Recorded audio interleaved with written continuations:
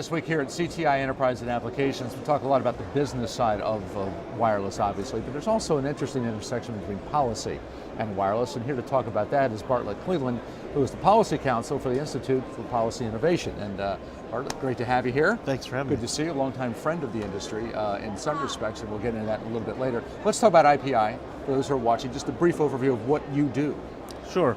Real quickly, we're a 25-year-old public policy think tank, basically built on economics and a pro-growth bias.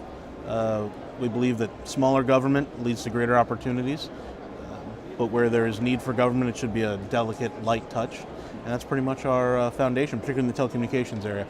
We handle a number of issues, but we spend a lot of time on technology and innovation. Right. And I say friend of the industry because of that very point of view, that perspective, that small, limited government, there is a responsible role, an appropriate role, but let's keep it appropriate there, and certainly what the industry believes as well.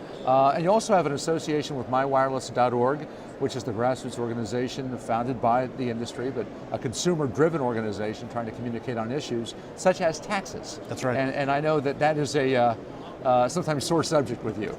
It is, maybe a subject near and dear to my heart, and yet painful at the same time.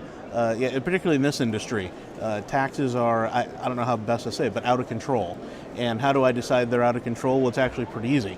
I can't think of another product in most states that are taxed at the same rate that wireless products or services are. So, for example, there is no jurisdiction in this country where the taxes on wireless are less than or equal to the taxes on pornography or gambling or guns.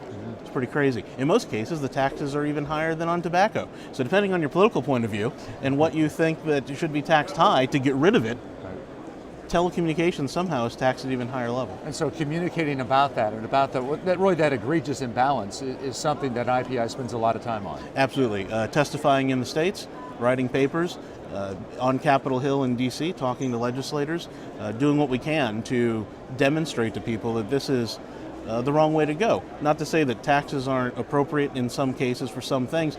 Taxes might even be appropriate for telecommunications, but not at the level that are sometimes 2, 3, 4 times as high as, say, the sales tax in a state. How about spectrum? Another issue that is certainly of huge interest right now in the industry, and I know IPI also has some work in that area that you're doing. We have. Without a doubt, it's an important issue. I would probably say it's, dare I say, it might even be more important than the tax issue. It certainly is at least as important.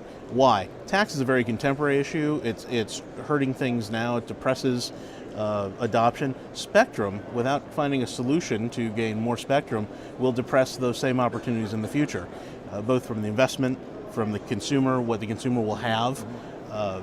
And here's a neat little trick. There's a basic rule in economics called the Say's Law. His law says that if you have a supply, it will create its own demand. So even as we find more spectrum, we will have even more innovation.